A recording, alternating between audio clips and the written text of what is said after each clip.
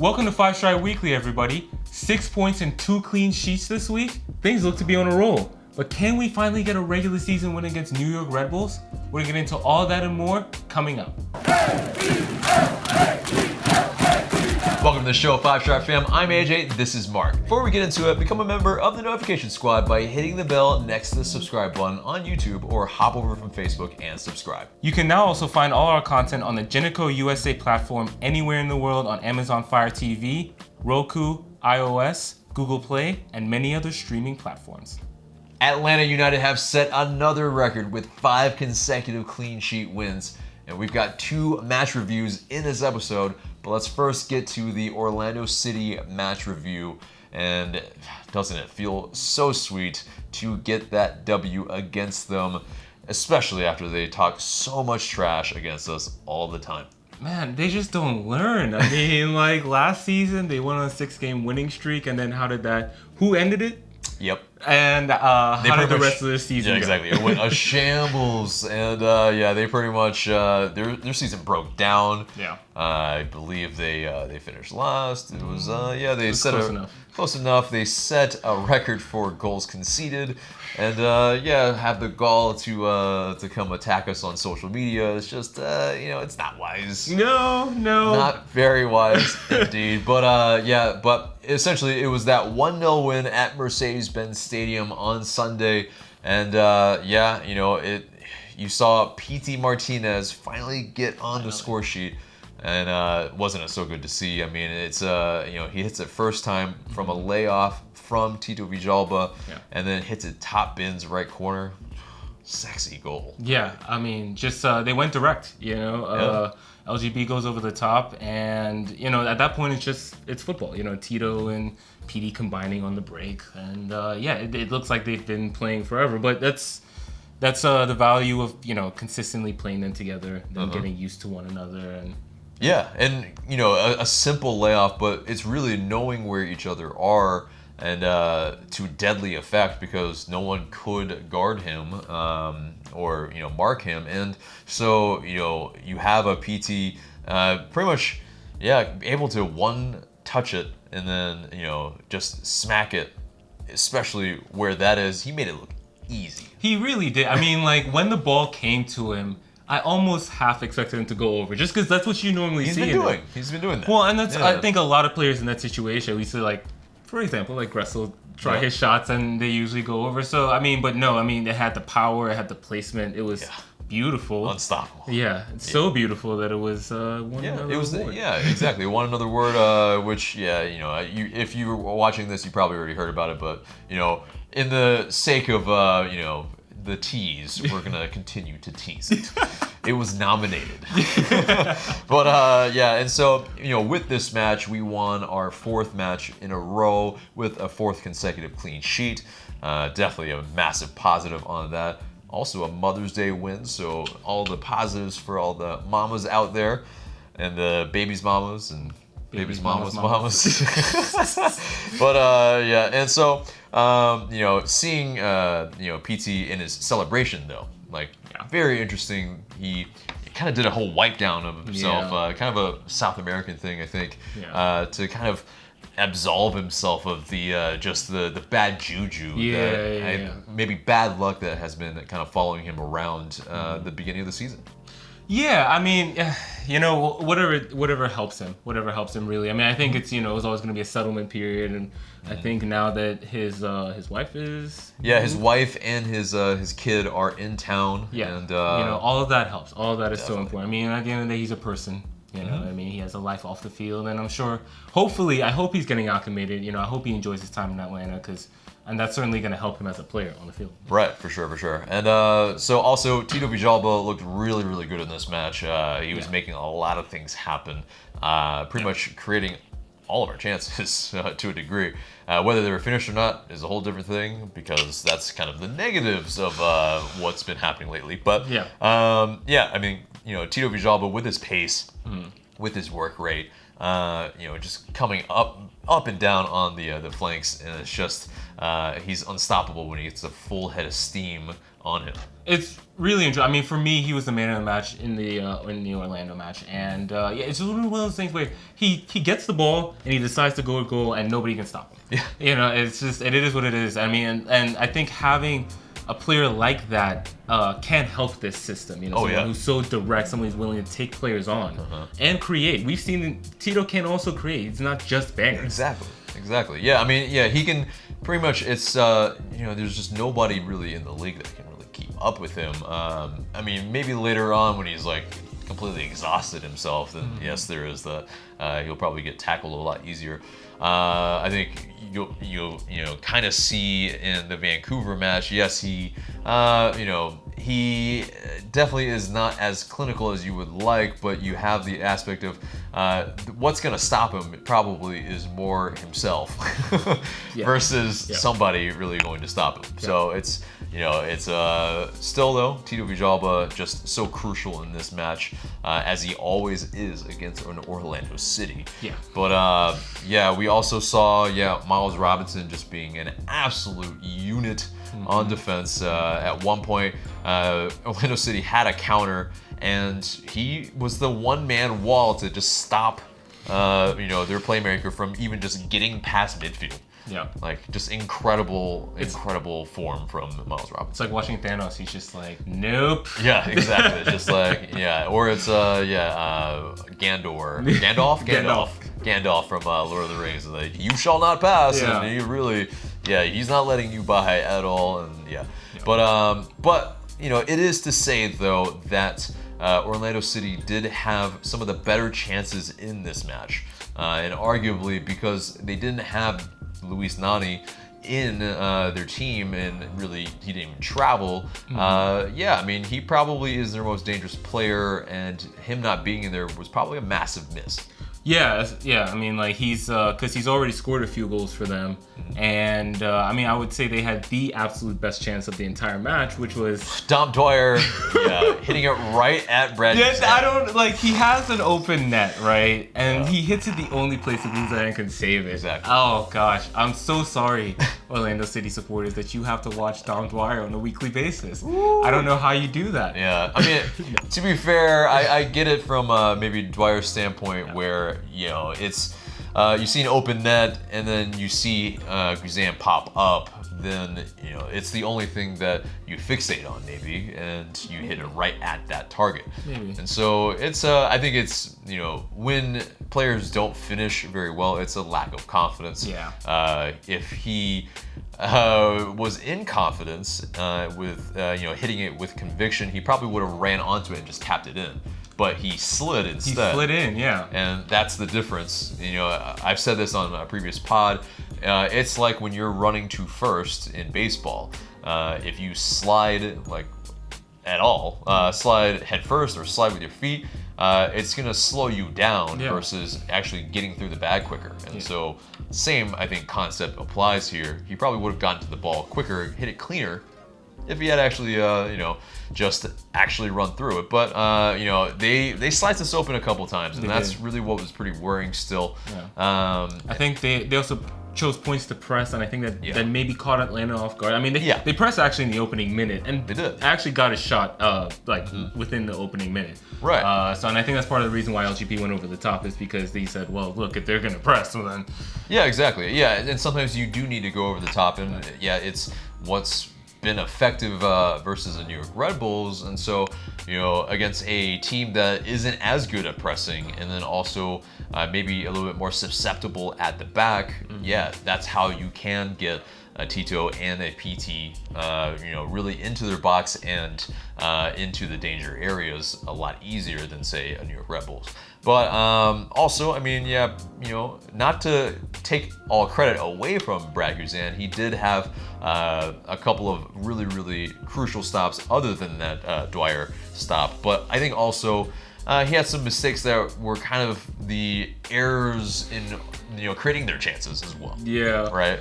Passing it out and distributing it from the back was kind of an issue. I mean, it always seems like he has one or two a game, honestly. I mean, like, even against Toronto, was it, where he had that really, really dicey giveaway that almost... Yes. You know what I mean? Like, there's it's just one of those things. It's not his strength. It really isn't. You know? But he has to do it for the team. Exactly. He's not an Ederson type of player. He's not a Bernd Leno type of player where, you know, he's brought in to be a ball-playing goalkeeper, a sweeper keeper, if you will, and, you know, like, or, you know, to the biggest degree, you know, the German goalkeeper that is arguably, you know, the best one, but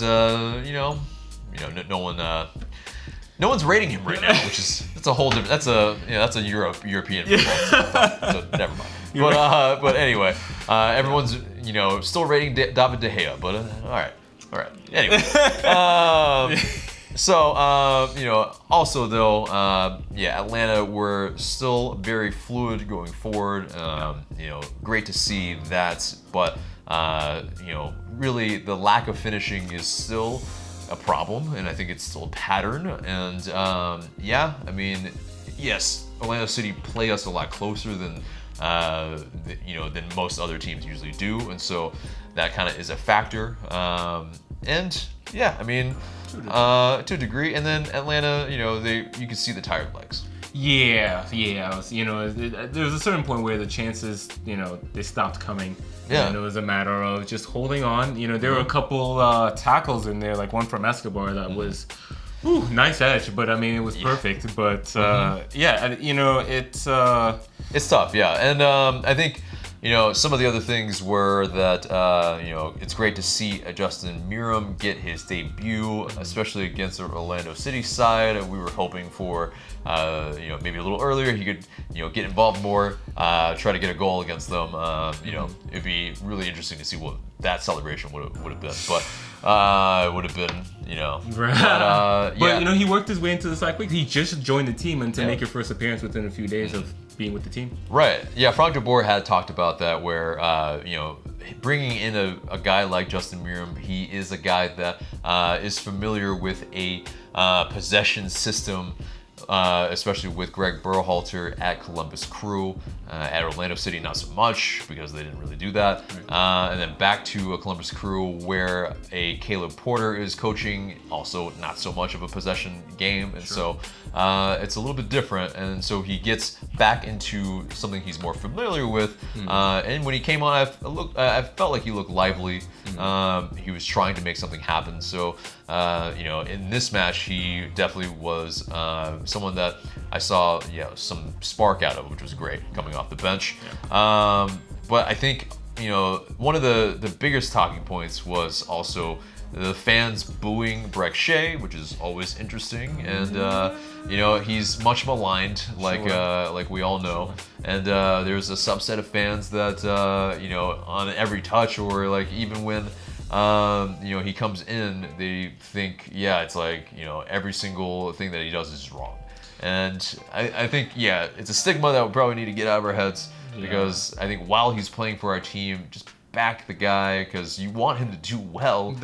And yes, I think, later on we would see, we'll tease it again, he had a much better performance when he gets rest. And so even him coming on later on as pretty much left midfielder, really, in this Orlando City match, he wasn't really doing a ton, but it wasn't, it was more of a seeing out the match, I think, at that point.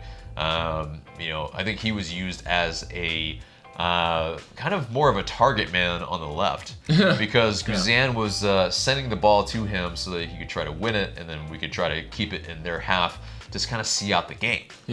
And just to go back to the booing, I just really don't think there's any benefit for it. At the end of the day, like, we want him to come on and be confident. And it's one thing where, and I can't even really condone going after a player if he messes up. Like, going after a player specifically, or like, if it trails into social media or anything like that.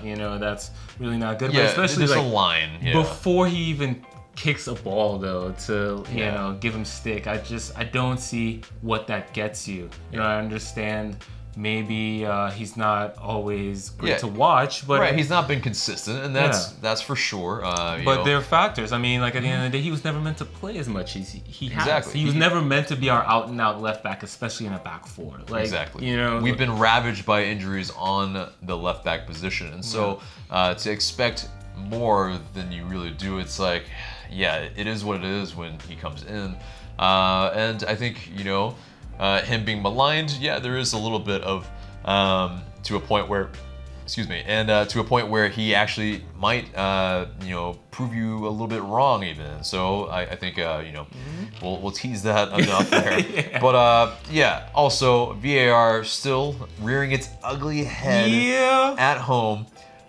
You just get that all the time. I think it's we get a goal called back. It's kind of annoying, but it's almost par for the course. I can't even be mad because the way it came about was they let the play go, and then which they're supposed to do, and actually on the field it was called onside. There is a definitive camera angle. Well, I would say fairly definitive. I think I would argue the definitive, but because it's. Is it head on? Is it, and so that's where it's difficult to see. But I do think though, like it's the fact that we are, I guess you could say, consistently seeing reviews at Mercedes-Benz. There are factors as to why that is. I mean, maybe the speed of play, maybe the angles within the stadium. You know, so. It is what it is, man. Julian Gressel, went to social media to contest if it was actually clear and obvious. And so, I mean, it's very interesting. I mean, hopefully it doesn't get any, maybe kickback or not kickback, but, from the league where they, come down on him. But, I mean, he might be towing that territory by saying anything. I'll donate to your fine, Julian. We'll start a GoFundMe because we know he's criminally underpaid probably, but he actually is. Yeah, but it is what it is. Yeah, he just came out with his merch, WrestleMania merch. I think today we were filming this on a Thursday, and I mean, he does the cameo things on social media. Like, man is trying to get his. And, I don't blame him. You can't. Yeah, can't knock the hustle there, man. For real. Cream. Yeah, exactly. But and so let's get into the post-match quotes a little bit and some of the interesting stuff that was said. I mean, Frank de Boer really talked about, just PT Martinez really coming into this match and like where it looked like he was pretty close to scoring last match. Before that, he's been pretty close for a while, and to finally see him hit the back of the net, Frank de Boer was happy to see that. He said it was a fantastic strike and it gives him a boost, that's for sure. I'm very happy for him, but it's also very important. But it's also important for the team because he is a player that has to get assists or make goals. Now, also, he went on to praise Joseph Martinez in this match, which, yes, I mean, Joseph Martinez has been kind of that false nine, been that playmaker, striker that has been kind of, you saw hints of in previous seasons, but now he's actually able to show all the talent that he has, and not only his work rate coming back and his defensive work, but the passing ability and the dribbling ability that he has to be able to link up and hold up the ball. It's been a joy to see that, Frank de Boer kind of likened watching Joseph Martinez to music, essentially. So this was really interesting. He said, I always say, if you see him, this is what I want to see. It's like music, small parts, and then suddenly he accelerates and you feel the danger. Everybody feels in the crowd, or me, myself, will see that something is happening. And there's kind of, I think, an anecdote saying that he also apparently is really into music, and so kind of seeing this, like, you can get it, like, it's like the kind of crescendos and decrescendos and cadences in music that it's kind of like this. It's like Joseph Martinez when he plays, it's he'll drift offside for a really long time. and then come back in, curl his run, and then make a perfect run, to get in the box, and get a one-on-one. Remember, Joseph came to us as an attacking midfielder. You know what I mean? He's not naturally an out-and-out striker. And so, I mean, I think it just speaks to his adaptability and his just overall skill set as a player. But yeah, I mean, like, it shouldn't surprise us that he can do this. He kind of has earned the reputation of being selfish, but in reality, Tata wanted him to score goals. Yeah, exactly. And, when you're leading the league at a pace that was insane. And, a goal a game. Yeah, a goal a game, and the fact that he was just so clinical. And, it's one of those, like, yeah, you had the kind of bouncing between Miggy and Joseph for the penalties for a while, but it just suddenly became mostly Joseph because, he was chasing a record. Like, whether he wanted to say it or not, he was chasing the record. And I mean, I think with the good point, that's what he was doing, and so he had to be a little bit more of a poacher, a little bit more selfish, and I think this year he's showing his full game. Yeah. But and I think that kind of also gets to PT Martinez, where he tends to score against his team's rivals, and it's a damn good look, I think, because at River Plate he was scoring against Boca Juniors, and especially in a final, no less. And he's just a guy that probably has ice in his veins when it comes to these derby matches. Well, you said rivalry, but we played Orlando City. I know. It's a league mandated almost, like a rival at this point, because it's one of those like. The debate of what a rival or a derby match really is it could be argued for a while, and we won't get into it in this pod, but I think we only have so much time. Exactly.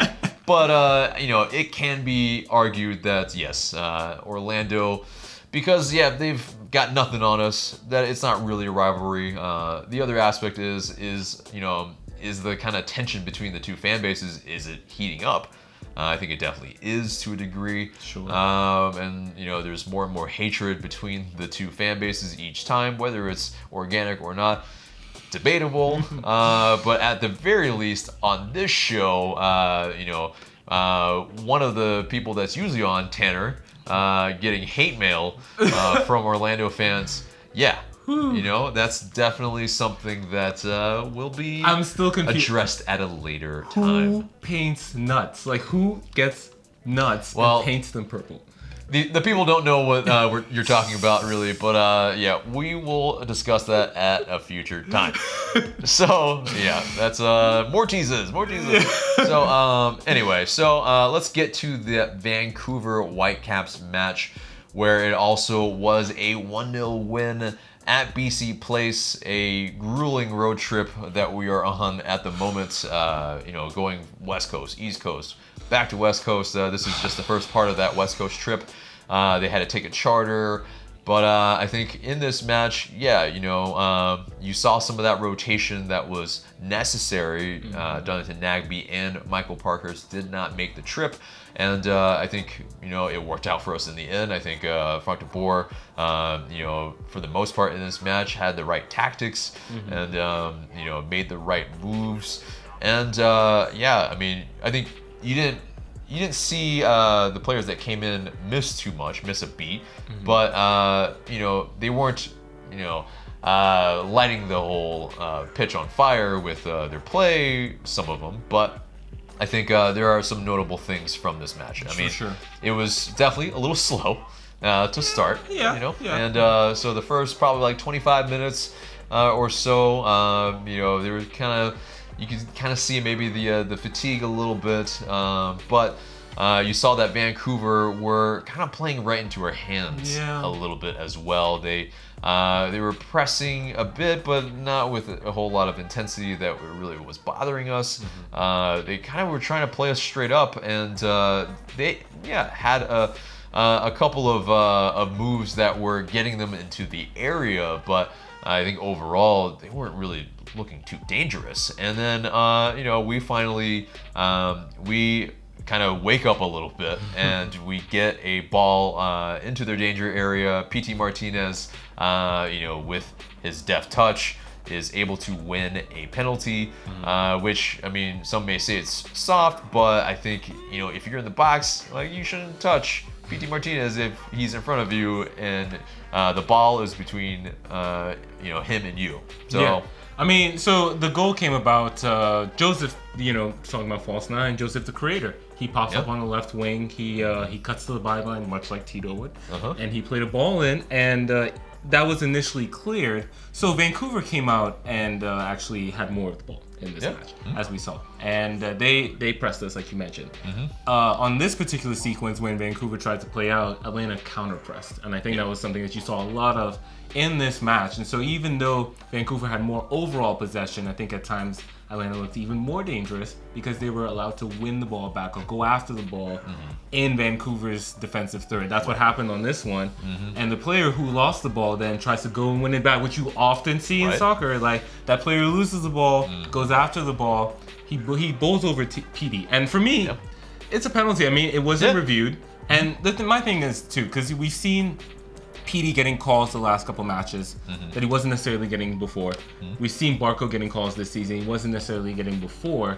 I think it's this. If, you know, we know how MLS refs tend to like to call games. For the most part, let fouls go. Like, fouls go. So the fact that these guys are getting calls means that they're actually probably getting fouled. Yeah, well, and it's also this. Vancouver Whitecaps have conceded 7 penalties this season. Yeah. And so they lead the league, obviously. And yeah, I think it played right into our hands, I think. We probably, I would hope, Frank de Boer had noticed that before the match and, you know, made that a note that, you know, if you're in the box, you know, try a few things, try to win a penalty, because you never know what could happen. And yeah, the penalty was won. Joseph Martinez steps up. And no hop this time. No hop. Yeah, he slots it with the plum into the right corner, really with some pace on it. And even though the goalkeeper, I believe he guessed right. Yeah. Still couldn't get it. I mean, listen, that's a sign of a confident striker right there. The fact that you're placing a penalty with that much power. Yeah. And I mean, like, it's Joseph is so talented. He's been taking penalties since last year, so people by now kind of have a book on him. And the fact that, you know, he changes it up. You still don't know. Like, Joseph is just great. Yeah, exactly. And you know, when he's taking the penalty, it's just like he's looking up into the stands almost. Like, he's just like, you don't know where his head's at, but then you know, absolutely when the moment is, you know, he strikes it just, beautifully. Unstoppable. Beautifully. Yeah. But, yeah, and so, also, it was Frank de Boer's birthday, and so what a present. He gets the 3 points on his birthday, especially on a cross-country trip, essentially, into another country even. And, yeah, so we get that 5th clean sheet in a row, sets the MLS record. And I think it's not only, you know, it's kind of really interesting that it's only 5, but I think it's, you know, to this degree where, I mean, you know, where, you know, the opponent doesn't score for 5 games against you. I mean, it is, you know, I get it from, you know, maybe a team that's a little more defensive, but for a team like us that is supposedly known for attractive football, it's, you know, from a team like us. Like, that's, I think that speaks to also what kind of game that Frank de Boer has brought to the Five Stripes now, and it's also on this very good run. Yeah, like, opponents haven't scored since, what was it, like March? Something like that. Yeah, I mean, it's, I guess Dallas. Dallas are the last opponent to score. I mean, it's, I think if you want to take anything away from these 5 games, and the improved defensive record, the first place you have to go for me is Miles Robinson. You know, he's been fantastic. He's been imperious. He's a contender for an MLS All-11, I think. You know, if he keeps up this form all season. Well, last night we saw some rotation reshuffle in the defense. You know, Pogba comes in. Yeah, for Miles Robinson. Yeah, looks really, really good. About, I think, 94% pass completion with some long balls thrown in between as well. So he wasn't beaten over the top. You know, he asserted himself in the air, which we would expect from somebody who's 6'3". Exactly, and he was bossing some guys off of the ball, seeing them into the byline and out of bounds. And so yeah, it's great to see a guy come in and not lose a beat at all. There's a lot of guys I think that. Or a lot of fans that saw this performance and are, I think rightly so, lauding him. Sure. But I think the caveat is it's against a Vancouver Whitecaps side that's pretty toothless in attack, as we saw. And so, yes, was he a part of that? I think it's a kind of marriage of both of it. So, he was so stout defensively, but it also was a Vancouver Whitecaps side that really don't offer a ton going forward to begin with. Yeah. Right. Because the way DeBoer approached this game, it was a bit of an experimental lineup because Gressel goes to the bench. Yep. Justin Meram comes in with his first debut starts for Florentine Pogba and Justin Meram. You also have Larry coming in for Darlington Nagbe, and also who was the other guy? Wait a minute. Shea came in. Shea came in for Parkhurst. Right, yes, exactly. And so, you have 4 changes. That's quite a bit of changes it is. In 11. And so, although, Larry and Shea have that experience and have been playing recently, so I think that definitely does help in this regard. But Shea was literally booed in the previous match, and then against Vancouver, he was one of the team's best players. He was the man of the match, according to Atlanta United Twitter, and their social media rather. But he not only created a few chances, but he was very resolute defensely, and I think had 10 defensive stops. I think I mentioned it in the player ratings. He was very, very good at one point where there was a through ball that it could have been Vancouver was going to be in, and he stopped that with both feet in the penalty box and was able to stop one of their attacks.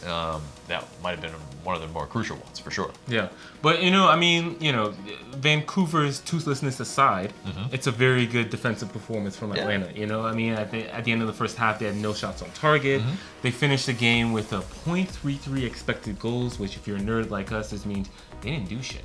Yeah, exactly. And so, the .33 meaning that, because they only had really one shot on target, and really, I think one shot the entire match that was, worth of anything of note. They pretty much were held to really nothing, no chances really. Yeah. And this is with a reshuffled defense. This is with Perez moving to right center back. And I think it's a testament to DeBoer. And the tactics. And, to correct ourselves, it's 7 shots and 2 shots on target. Either way, compared to us, we had 17 shots and we had 8 on target. I mean, it's that kind of upward trend that we've been in where, we just, been eschewing a little bit more possession and really, not looking like kind of what Frank de Boer came in with at all. He's been making the adjustments, and I think it's a good thing to see because it's really yielding the results. The performances are getting better since the Colorado Rapids match, and so especially with I think in this side today or last night, PT still running the match as well. Justin Meram didn't have as I think kind of as much of a spark as he did against Orlando City. But I think to note though, to speak on the player again though, really quick, in terms of his possessive abilities, you can see that it's there. I think his first touch is still a little bit, not quite where it needs to be, and then also the chemistry and the link-up play between his teammates. You can see, he hasn't trained with them. It needs work, but it was even in the second half, and it's like right before he was taken, or maybe not right before, but before he was taken off. There was one point where he had a one-time cushion pass that led to a counterattack, and to Joseph. There's another time where he was on the counter, and he made a hard cut, and the defender he kept going. He went to the store, Yeah, it's true. So so it's those moments, and you like to see that from those attacking players. Trying stuff, not hiding. Exactly right, and so he tried a couple shots, none of them were on target, but still, you know, you see him trying to be, you know, a protagonist. Yeah. And but I think defensively he was maybe a little bit wanting, maybe not where he needs to be in a Frank de Boer side, but I think maybe that's also why he was taken off a little bit as well. Not only with kind of match fitness, but also defensively when it's only a 1-0 and you know, you're trying to see out a match. But I think also though, I mean, you know, with this you kind of see how big of a miss Darlington Nagbe is. You know, it's just like Remedi is fantastic at what he does, but Darlington Nagbe, he is not. He cannot control the match as well. And so I think, you know, yes, we did see a lot of chances, but in terms of that connectivity, you did kind of, I felt like we were missing it between the lines. Yeah, it was also, I feel like maybe we changed how we would approach this match because of that absence. I mean, like, Nagbe didn't even travel, so it kind of feels like almost there was, from pretty early on, like a way that they were going to approach this match, and they finished the match with 45% possession. So exactly. Midfield speaks play, volumes. Yeah, exactly. Yeah, like because, midfield play was bypassed a little bit. For sure. Right, for sure. Because yeah, it's when you don't have a Barco and a Nagbe in the team, yeah, it's gonna be a lot harder to possess and get out of trouble. Yeah. But also, you know, kind of one of the, you know, major aspects of this match that's still rearing its head in a pattern is the lack of finishing, and one of the culprits in this match was Tito Villalba, and his, you know, he gets himself those chances, he gets himself into those areas, but it's that that lack of one-on-one, you know, ice in the veins that you might need sometimes. Their goalkeeper stood on his head, as they always do. The triple save, what is that? The triple save, which is annoying, and yeah, props to him. No, because he kept them in the match for sure. I think one of those at least should have gone in. You would think. Because like it bounced when Tito hit it right at the keeper. Joseph had a chance. I think he laid it off. PT had a chance, and it was a header. He was flying in, and that was blocked. It was just the most annoying scene that you know, almost always happens against us. But yeah, and so, you know, I think, you know, with the XG stat, the expected goals stat in this, for us it was expected goals of 2, and so that's what's interesting is that, yeah, I mean, this arguably could have, you know, been a lot more dominant.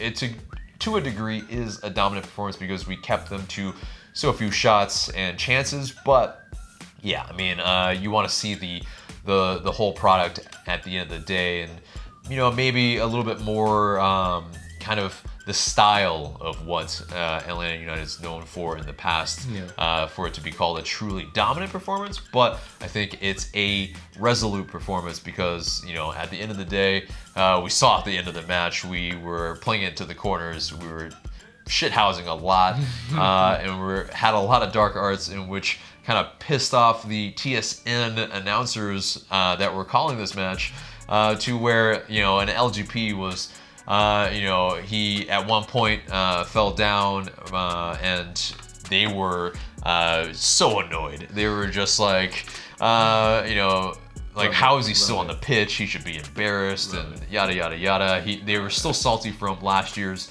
incident with Kendall Waston and LGP. Yeah, they're homers to the biggest degree, but I think it's, you know, it's fine to have a homer, but it's also like, yo, you know, kind of dial it back and at least like call it objectively, at least for the moment, right? You're a paid announcer, like, come on, man. But yeah. So I want to go back to the lack of finishing, and especially in these two matches, and these two matches being in the middle of this scheduled congestion.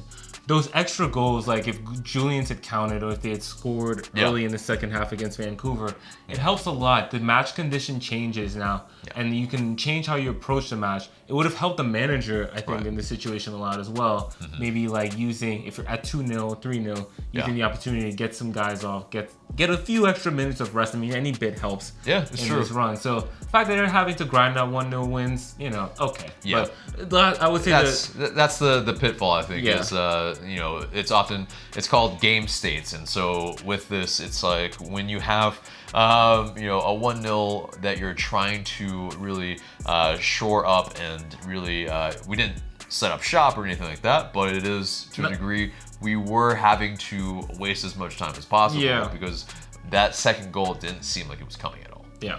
But anyway, let's get into the post-match comments, and I think most notably is that you have Brad Guzan talking about the consecutive wins by shutout, and I think he's very frank, and I think I really appreciate this about Brad Guzan. He realizes kind of what the actual lay of the land is.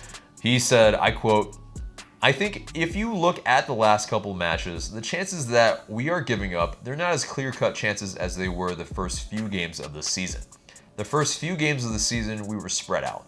We were exposed, turning the ball over in bad spots on the field that ultimately in this league you get punished for. They say the best form of defense is the attack, and I think that's probably our strongest attribute. When we have the ball and we protect the ball, we take care of it. We're patient. We find the simple passes. That's when we're at our best, and I think that's when we're able to get at teams."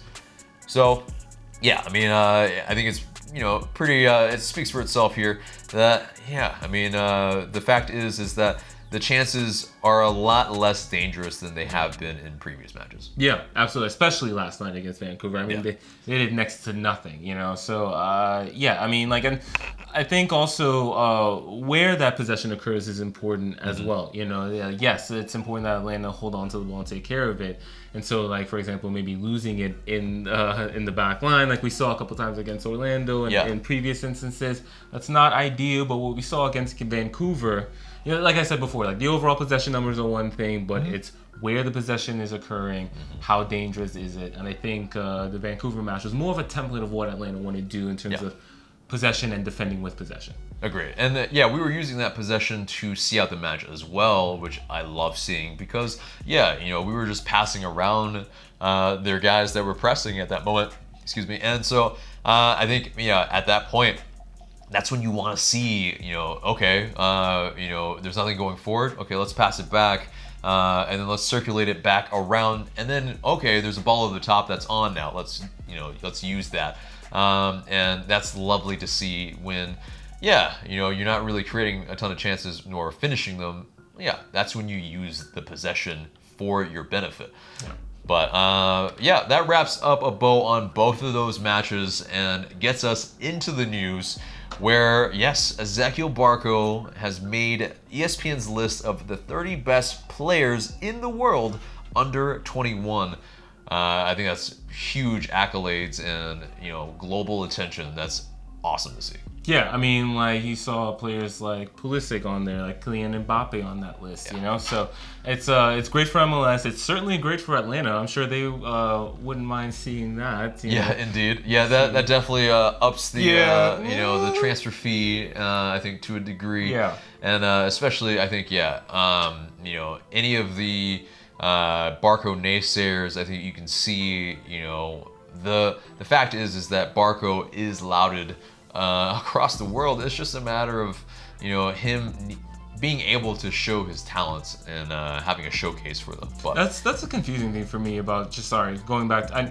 We probably need to turn the page on the Barco hate at this point. Yeah. But I just want to say, that's what was confusing to me about it is that he came from Argentina. He's Argentinian. He has this tremendous profile, if you will. Right. Already, he played for one of the biggest leagues and one of the biggest competitions, and so I think that he always deserved time and the benefit of the doubt, and now you're seeing it. Exactly, because it's and it's the same thing with PT Martinez. It's also it's one in the shadow of another. Essentially, you have Miggy overshadowing an Ezequiel Barco to that degree where I think you saw Barco defer to a Miggy, and then right now PT's coming into his own because I think Ezequiel Barco's not in the team right now where basically they're, like I've said before, they occupy so much of the same spaces on the pitch when they're playing together that it becomes difficult for them to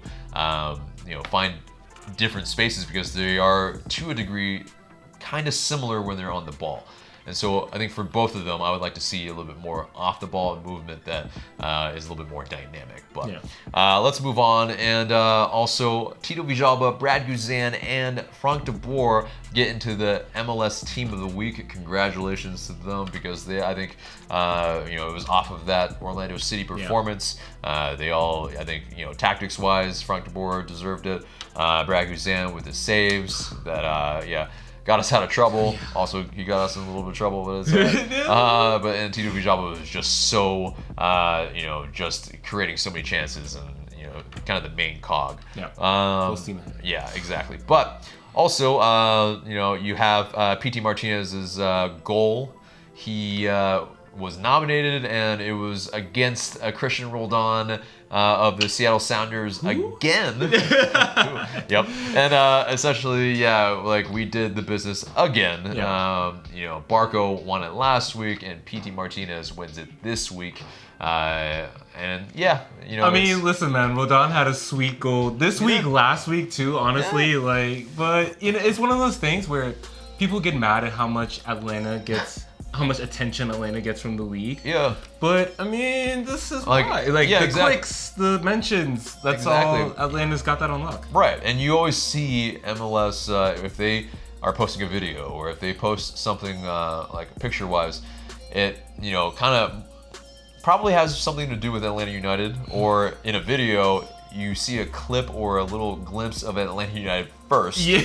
And then it gets into the meat of it, right? Right. So that's what's interesting, I think, I think we're, to this degree, we are sort of the best optics for this league at the moment as well, whether the other MLS fans want to think so or not. I think the proof is in the pudding there. Yeah. And scale matters. Look, it's scale. People it's a popularity contest, and I think the other people maybe it's like this poll doesn't matter enough, so we're not gonna basically this gets us optics. Even more so. I think it's a win-win. It doesn't really take that much time, and then when your player wins and is seen across at least the nation, and then at least when a P.T. Martinez or a Zeco Barco wins, they are seen in Argentina as winning some stuff there. It's just it's a good thing all around. So and most of the players, you cannot tell me the players don't pay attention to that. You can't tell me that Roldan's a little bit salty then. Oh, of course, yeah. And I'm sure the rest of MLS and their fans also were voting against us, and you guys still couldn't. Oh man. Oh well. Who? Yeah, exactly. But anyway, let's also congratulate Jeff Loretowitz on his 400th appearance in MLS. That is crazy, and it speaks to the testament of just his longevity, his talent. He's only the third outfield player to do so. Congratulations to Jeff Loretowitz and just his massive longevity, I think. Yeah. And moving on, Tito Villalba has made the preliminary roster for Paraguay and their national team, and so congrats to him.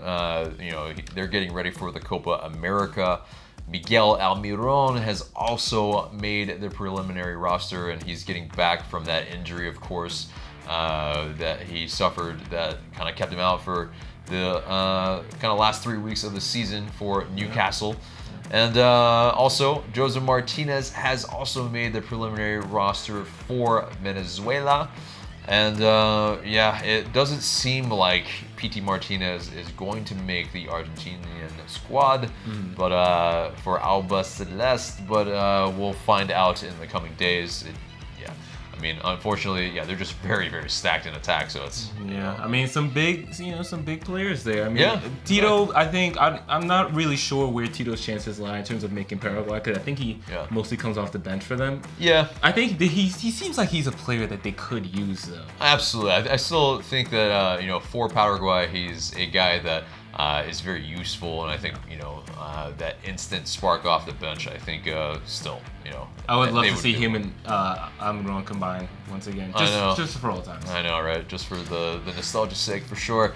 But so also Andrew Carleton also did not make the U.S. men's national team U20s.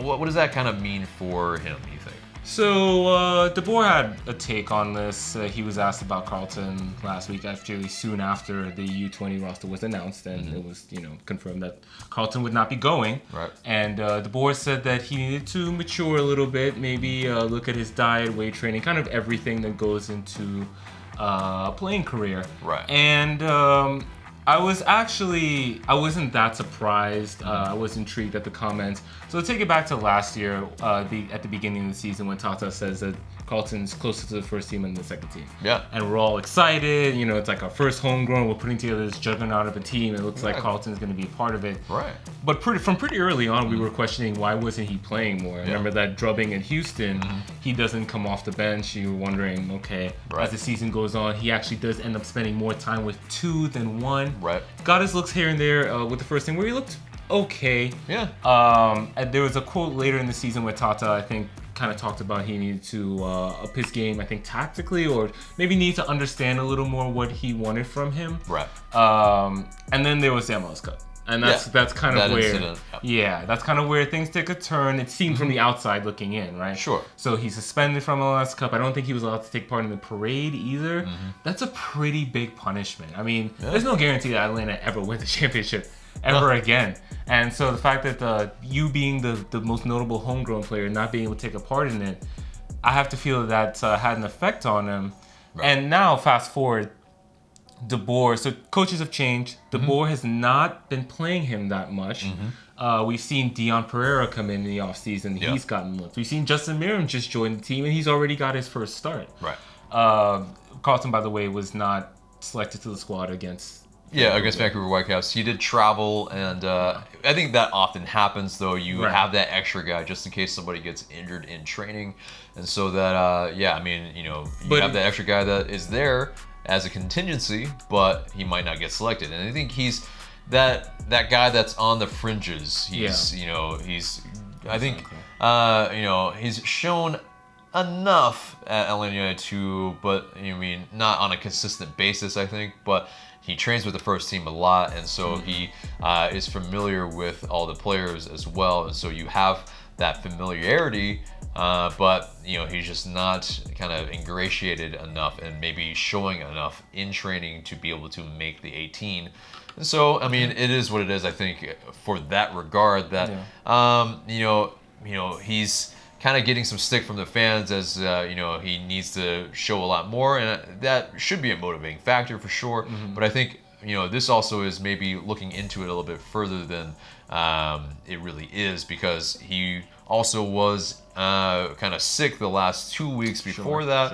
And then now you see him, at least, he took part on the trip to Vancouver. And so obviously Frank de Boer does see enough in him to take him for that trip. But also this gets us to a guy that, there have been some that have compared this and why maybe so. Lagos Kunga has now been loaned to Memphis 901, and that's a USL side, and he really hadn't got a lot of time at Atlanta too. No, it's a couple appearances for the season so far. Yeah, and that's what's difficult is both of them really weren't seeing a ton of time, and I think there was a comparison between a Lagos Kunga and an Andrew Carleton, saying that why was a Carleton kept when a Kunga maybe could have been kept as well. I don't think it's one is exclusive to the other, because Carleton, I think, is a little bit more of a creative playmaker and midfielder, and versus Lagos Kunga is more of a forward / a winger, and is more of a guy that is looking to score versus Andrew Carleton looking to create. And I think in Andrew Carleton, we need a guy that is kind of more of that creative guy, because we're going to be missing a lot of guys. That's the thing, man. Very soon, we're missing a lot of guys.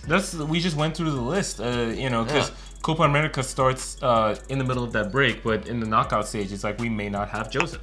Yeah, we may not have PT. And Tito also creates quite a bit of chances as well. Yeah. You need those guys that can create not only their own shot, but create for others. And so, you hope that Andrew Carleton can start to see a lot more time. And also Lagos Kunga, he gets a lot more time at Memphis already. Already had an assist in the first match that he played.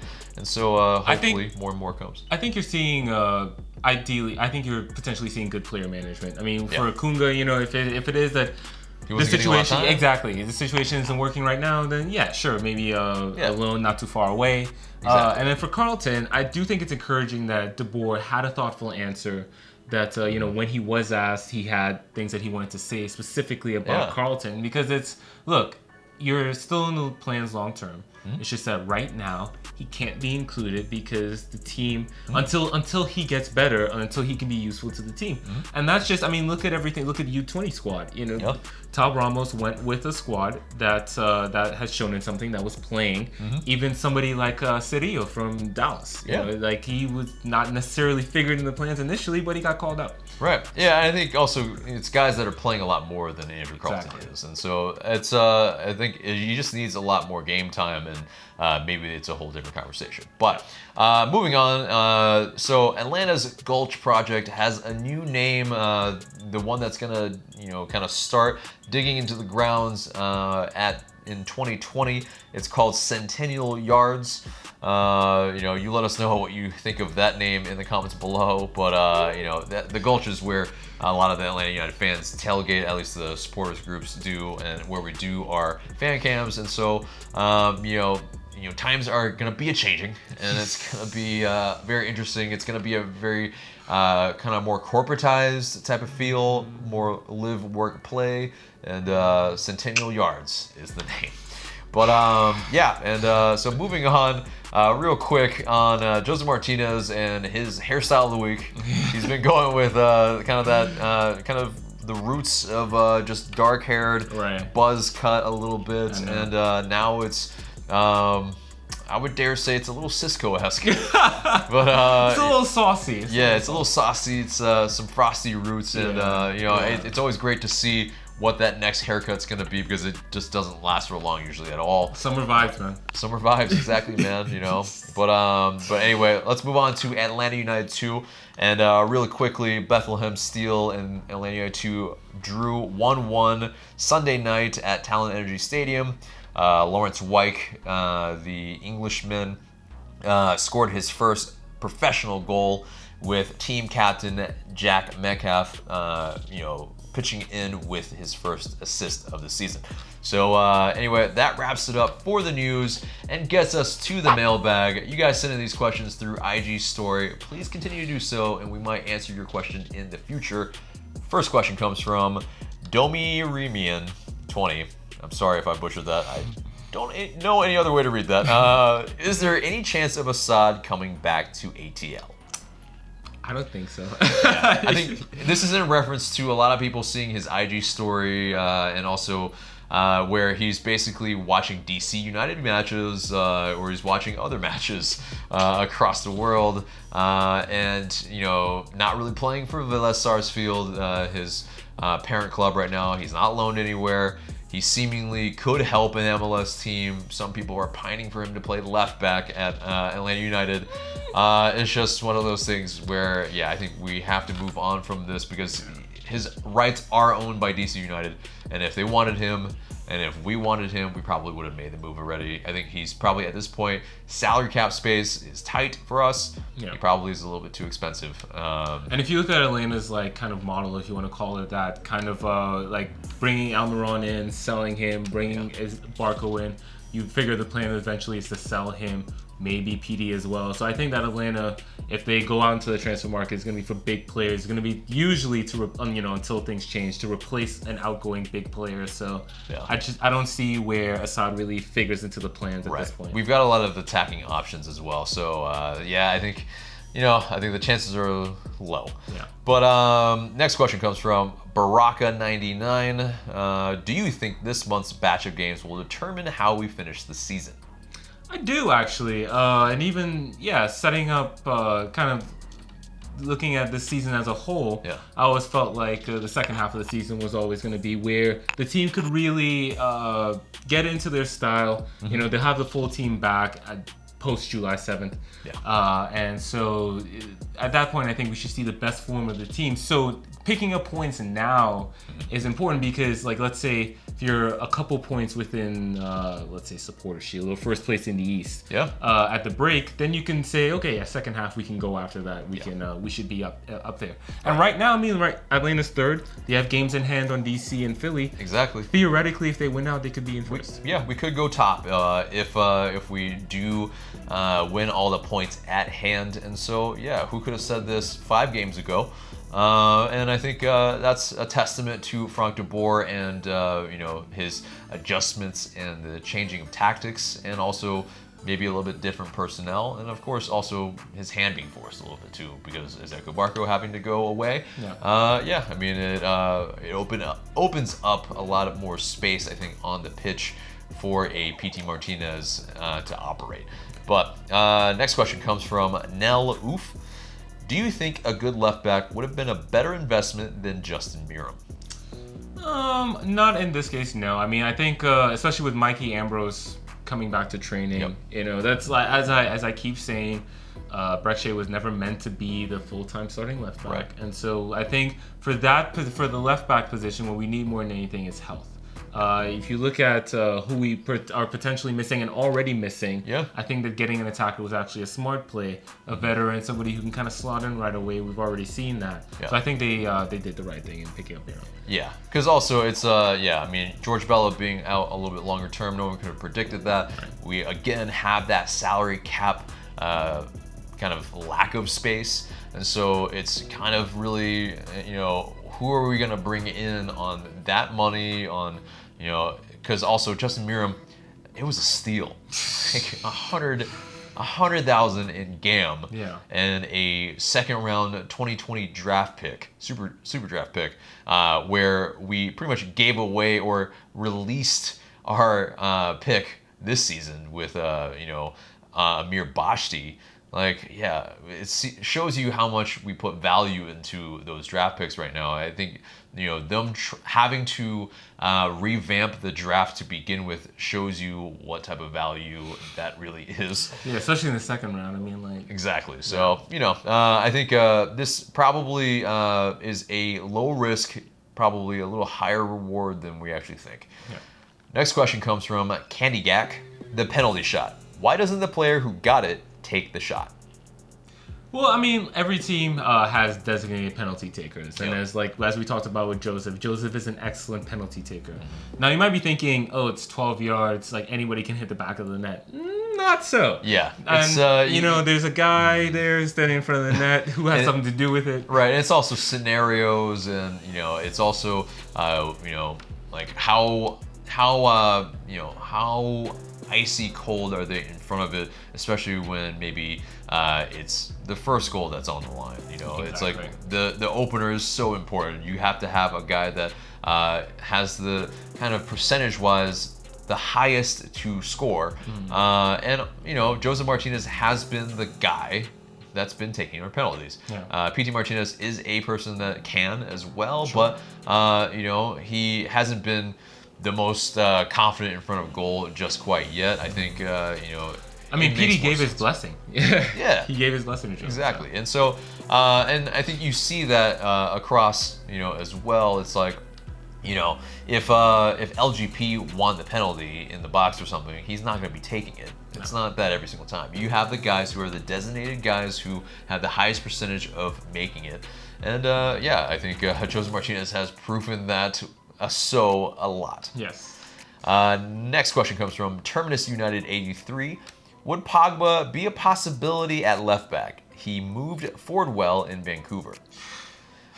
We got this question a lot across all social media, and I think Pogba, I mean, he looked really, really good on the ball. I don't think pace-wise it's quite there for that. I mean, yes, one could argue that Brek Shea doesn't have the most pace either, but I think even so, he's got a little bit more pace than Florentin Pogba, because Florentin Pogba, he's a big dude. He's, I think, like 6'3". He's got some meat Listen, on him. he moves well. He moves very well, especially for a guy his size, but not left back well. Yeah, left back is he's played that in the past, and I think in a pinch, sure. Yeah. But I think as a guy that sure, you can maybe put him out there maybe for a U.S. Open match if you want to do that. But I think if you're trying to win that match, you probably shouldn't play Florentin Pogba at left back. But his distribution was there in terms of the long ball, but we haven't seen a cross from the left at pace. Trying to beat a man. Like, we haven't seen any of that. And then having to run back. Exactly. Run back and forth, bombing up and down. It's a whole different game. And so, I know we're all trying to find a solution at left back, but I'm not so sure this is it. Last question comes from FenderX_X. Over these past 5 games, what do you think of FDB's tactics and game management? I would have to say it's been pretty good. And I would even point to last night, for example, experimental lineup. And I think that, I assume that they expected to win and wanted to win, obviously. But at the same time, it's one of those things where if they come out of there with a point, that I feel like they would have been positive. Yeah. There's a certain way they approach the match, I think. But yeah, they kept Vancouver at bay. Previous match against Orlando, when things got kind of hairy, I think De Boer made good subs and did the right thing to help the team see the game out. They set up well against Toronto. They set up well against Kansas City. Yeah, I think that De Boer has shown his strengths as a manager, particularly the defensive side. This was part of his reputation, the pragmatism. This is what I personally wanted to see. So I'm thrilled to see that this team can hold 5 straight shutouts. Yeah, no, I think it's definitely great to see. He's generally got his tactics pretty spot on. I think, though, I would have loved to see a little bit more rotation here and there. Maybe some earlier subs to maybe combat those dead legs that we saw against Orlando City. But also game state also matters as well with some of that, and so maybe he wasn't able to make some of the subs like he wanted to. But I think also against the Sporting Kansas City, we got the scoreline that we wanted. Maybe earlier on some of the substitutes. Sure, you also have the Colorado Rapids match where I think tactics-wise a little bit better, but it was kind of the start of this. And I think the performance on the field definitely wasn't there. And to really only put one away against a Colorado, that's not on him, of course, but it is on the team to finish. And I think, against a Sporting Kansas City, we saw a little bit more clinical finishing. And so I think, that's all part of the performance. That's more on the players, of course. But I think, game management has gotten miles better than against a Herediano or against a Monterrey. It's definitely gone a lot smoother in that sense of the word. But still, I think sometimes he still doesn't make all the subs, which is always kind of perplexing. If you're see out a match, bring on a sub. Makes all the sense in the world. Yeah, yes, it might change the flow in terms of the players and how the chemistry is, but that's why you maybe bring a guy up top that if you're up 3 goals, Romario or Dion Pereira or whomever, move them up top, have them run around, press a little bit, or just be the outlet, something. Anyway, that does it for the mailbag. Thank you guys for sending in those questions, and please continue to do so, and we really might answer your question in the future. So that gets us to the match preview, and it's New York Red Bulls this Sunday on May 19th at 5 p.m. And it's at Red Bull Arena, where it's a place that we have not won yet, even in the playoffs. It's a team that pretty much has our number, except for that one playoff series. Yeah, that one game, really, right? Sure. But no, yeah. We won the tie, so it's we saw out the tie. Yeah, true. No, yeah, it's some regular season successes in order. Yeah, definitely for sure. Because our at least our previous matchups against them, getting into that. Of course, there was that 2-1 loss in our inaugural match. There was that 0-0 draw away at Red Bull Arena at the end of the season. That was kind of a slog. Yeah. And then in 2018, you have that 3-1 loss, away. No, that was the best. Oh, at home rather. And where Greg Garza comes off and injures himself, and kind of this weird match where Jonathan Nagbe could have gotten a goal, and Joseph Martinez. I think that was the start of the maligning of him from people because he's always offside or whatever. He's lazy, blah blah blah. Then there was that 2-0 loss away. To near the end of the season that was perplexing from Tata Martino at the very least. Oh yeah, we'll get into that, but yes. Yeah. And in the playoff tie that we played against them, we had that satisfying 3-0 win against them that pretty much put the series away. Because even though we lost 1-0 against them, in the return leg. We move on to the MLS Cup, so it's something that we need to get out this snide. We haven't scored a goal in Jersey yet. So, There's only 2 clubs that we really haven't beat in the regular season. This being one of them. This needs to be that team. Yes, this needs to be the time, I think. But it's at the same time it's going to be tough. They've won 3 or 4. Yeah. They have not played, or coming Sunday, they will have not played in a week. Yeah. And so they're much more rested than we are. Not only that, they rotated 10 of 11 against Dallas. Credit to them. But they're going to be super fresh, and Atlanta is going to be coming from a cross-country trip. So. Exactly. And of course, we've won 5 of our last 6, 5 straight consecutive clean sheets, of course. But it's New York Red Bulls. They're somewhat of a known quantity at this time. They're a team that likes to press. They're a team that will attack down the wings at pace, very direct. Set pieces, super dangerous. Aerially, they are some of the best in MLS. They have some big dudes with some meaty foreheads. They have some nice routines too. Yeah, exactly. They have training ground routines that are pretty dangerous, and we're not the best at defending them for sure. But I think there are some areas that we can attack them. But it's also, we know that they're going to rotate a lot. We don't know what their 11 is really going to look like. They change it a lot.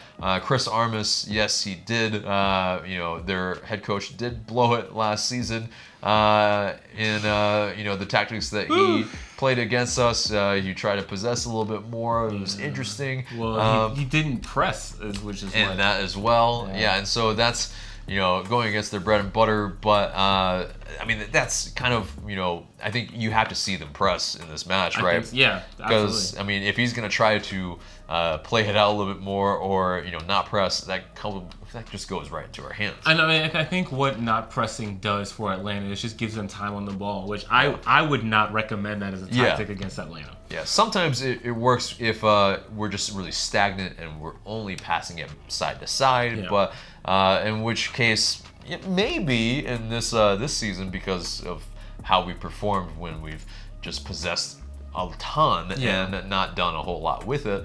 But I think against this side, there's some areas that we can really attack, and it's definitely with some through balls, maybe with some key players that are a little bit more rested for this match. So Gressel comes back in and Miles comes back in, you think, and it's funny because I was caught off guard with Gressel being on the bench, because I was saying, he's so indispensable. Like he can't ever rest, and then he gets rest. So that's great that he's going to be there. Yeah, I mean, he did come in later on, and he took that little shot to the stomach. Yeah, which also the TSN announcers were ragging on him, and then they realized, oh, okay, yeah, there might actually be maybe might actually be a little bit of contact. Adnan did something, right? Yeah, but and so I think more so Tito Villalba comes in with his ability to play that through ball, his ability to run in behind, all very, very key aspects in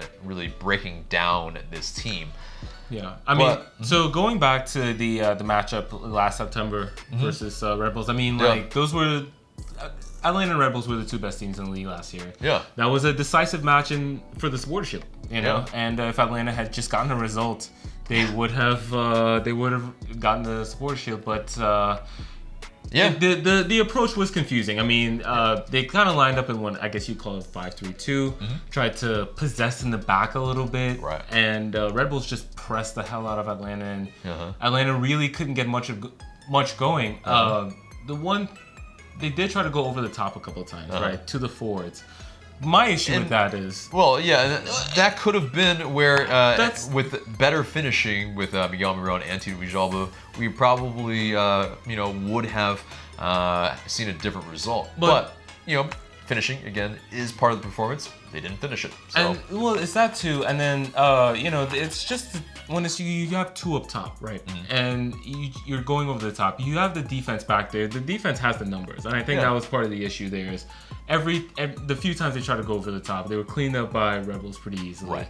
And we were just never able to possess dangerously. So long story short, there is that we probably should not play like that. No, absolutely we should not. Definitely play not only a little bit more pragmatic. No possession in the back, really. For me. Yeah, exactly. Just kick it long. Just kick it long. Yeah, it's it would be very interesting to see if Frank de Boer would okay this tactic. Yeah. Because I mean, and maybe we do try to see if we can play around them, and maybe see if the Frank de Boer system is up to snuff. This is a massive test. I mean, I've criticized de Boer this season for maybe adjusting too much to the opponent. Yeah. I think in this case, though, you have to with. Red Bulls are formidable, and with them having such a distinct playing style, which is just to press all out, really and truly. Yeah. So I think that a different approach is in order, and there are ways to exploit what Red Bulls do. Yeah, that's my thing.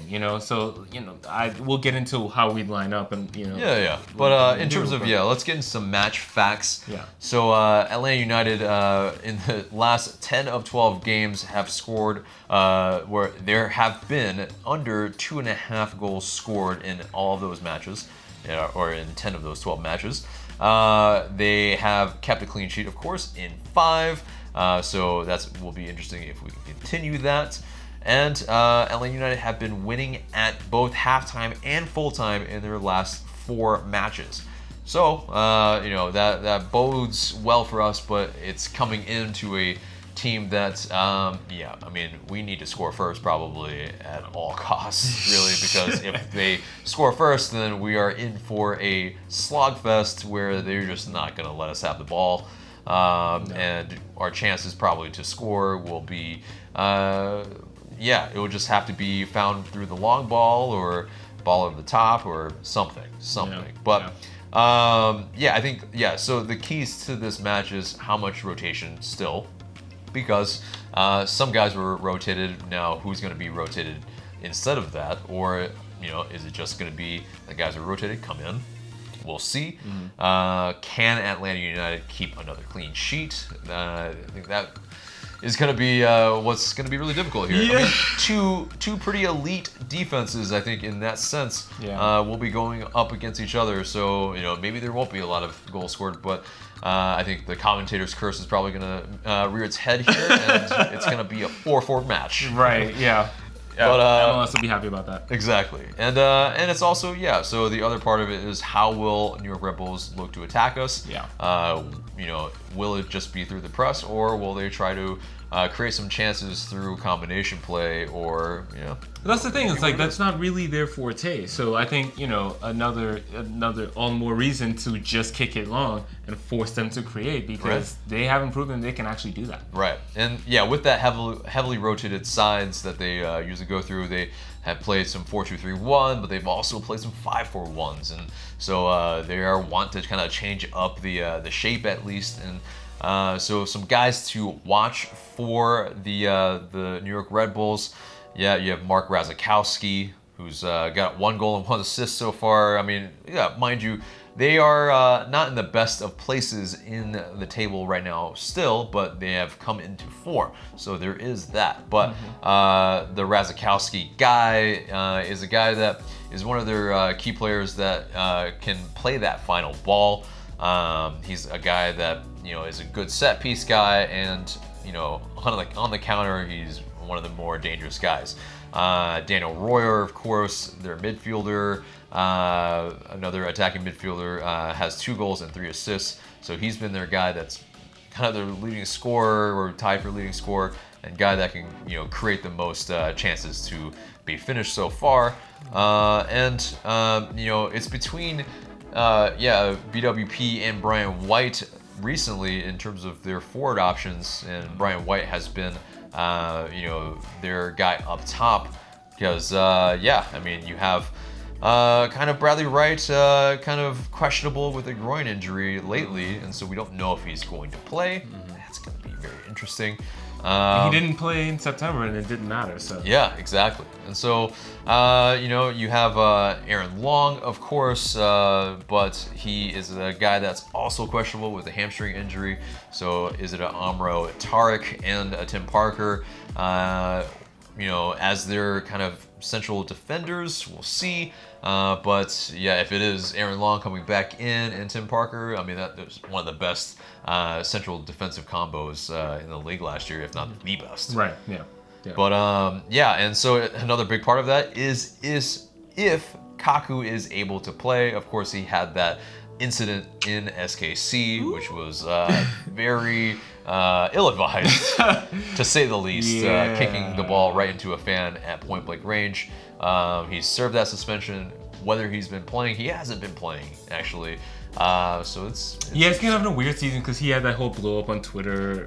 He wanted to leave. Yeah, the agent was getting involved and all that, and so, it's been. I mean, and going back to creativity, they probably turned to Kaku normally. So it's just adding on to the problems for them. Yeah, and New York Red Bulls have. Last season, Kaku kind of fell off a cliff a little bit in terms of his assists and his contributions in the final third, and so what are they really gonna get going forward? That's been their problem. And then if you don't score and you're conceding a little bit, that's why they're in the place that they are, I think. But they are seemingly turning it around. Now let's get to our injury report, and of course George Bello is still out long term. Kevin Kratz has been back in training, but still Frank de Boer has said he's probably now about a week and a half away. Nagbe and Parky come back in, so that's fantastic. And there are no reported injuries from the Vancouver Whitecaps match. So that gets us to our predicted 11. Let's kind of get through the lines together. So between the 6, obviously Brad Guzan. If they sit a guy that, yes, he had one really chance to save last match, but other than that, still 5 consecutive clean sheets. You're not even sit. And so going through, so Escobar, Escobar probably needs a rest at some point, but I don't think it's this one. Still, no. Unfortunately, you need him. It's just so tough. It's like I guess he's got to get a rest maybe this upcoming week. At least he didn't play early on. The fixtures are building up. Right. But hopefully he's still somewhat fresh. Exactly. But LGP too. Yeah, LGP2 as well. I would hope maybe LGP comes off and gets a little bit of a rest this match. But if he doesn't, so be it. But so Escobar on the right, Robinson comes back in, LGP, and left back. Who's your left back? Parkhurst. I mean, he didn't travel to Vancouver, I think, for a reason. Yeah. You know, I think he was saved specifically for the Red Bulls match. Yeah. So, and I think he'll have a big part of how we set up. So, yeah.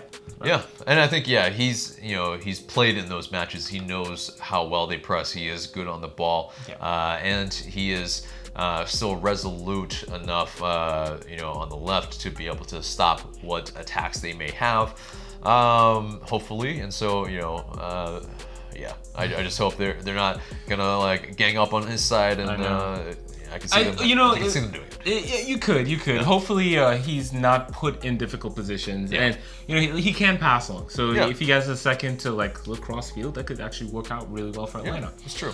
So let's get into the midfield then. I think some differences for both of us. I think Nagbe, of course, comes back in.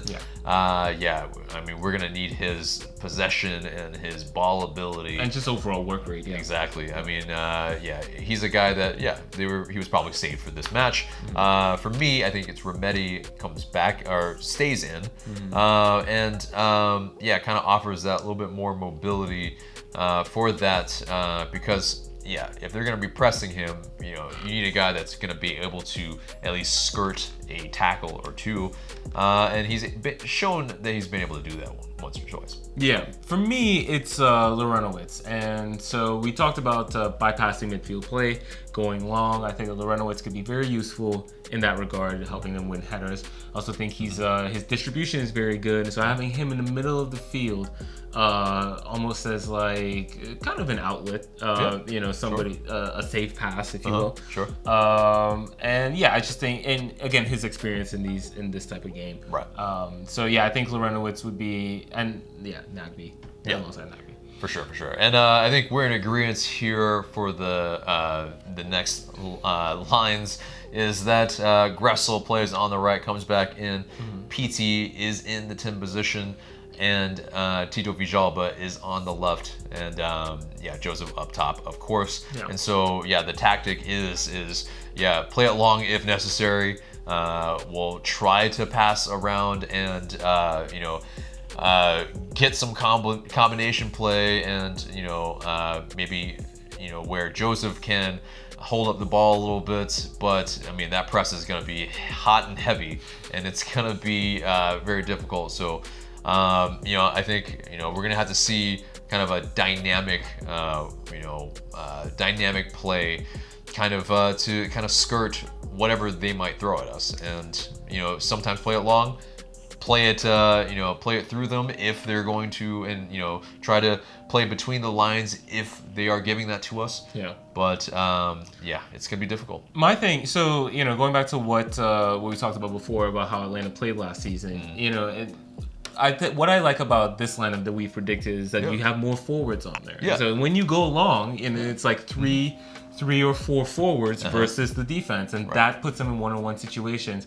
That's favorable for the attack. Yeah. And if Atlanta can win the second ball in that situation, Nagbe, Lorenowitz get on the ball, win the ball in midfield, and your whole attack in front of you, that could be a very favorable situation for Atlanta. You mentioned that Rebels are not very good at defending through balls. So if like PD or Nagbe can get on the ball and see those passes. Yeah, or even a Franco Escobar who wasn't really part of that 2-0 loss against them. Kind of confusingly in my opinion, but yeah. And so I think you have that type of aspect where it's a guy that can come in and maybe might be the difference because he's been that outlet on the right for us as well. And then so if we have that on the right, Tito on the left, whoever wants to swing it one way or the other, it might work out. Who knows?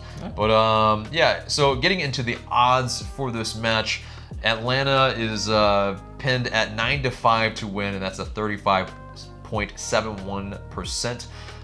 To draw, this is a 12-5 or a 29.41%. And for Red Bulls to win, it is a whopping 7-5 or a 41.7% chance to win. So they kind of have the advantage here, I think. Although it is somewhat a little bit more equal. I think our form, at least in terms of wins, is better. but I think, Red Bulls at home, and historically, they've just taken care of us in the regular season. So that gets us to our score prediction. What do you think is going to happen? I got 2-2 on here. I think that the game is going to be interesting, to say the least. Yeah. I'm going to be honest. I think Atlanta's going to be up against it, in terms of, Red Bulls coming in very fresh, probably very motivated, especially considering the last time these teams played was in the Eastern Conference Final. So, I just think it might start off slow, but I think that this game is going to be kind of crazy, honestly. It's just going to be open. And these teams are going to be pushing each other, so I foresee a 2-2. Okay. I think for me, because of the kind of the fatigue for sure that we're going to be suffering from, and then plus New York Red Bulls, just probably how fresh they are, but I think with that, you also have maybe some unfamiliarity because of some of the guys coming in. I think it's going to be a 1-1 draw. Kind of hopefully, I'm hoping that, of course, we win, but it's, being realistic here, with how few goals are scored in our matches and against Red Bulls, I just don't think that, that many goals are at hand in this. But if we get anything more out of this match, fantastic. I would love that. And because, we absolutely need a win against the Red Bulls in the regular season. Yes. But that does it for the match preview, and that gets us to the question of the day. What do we got? So now that Pity Martinez has scored, finally, how many goals and assists do you think he'll finish the season with? Drop down in the comments, let us know, tweet at us, however you communicate with us. Let us know. We're looking forward to what you have to say about that. But guys, that's it for us today. Remember to subscribe if you haven't already, smash that like button, and share this video because it really does help us a lot. And for Mark, I'm AJ. Thank you guys so much for watching.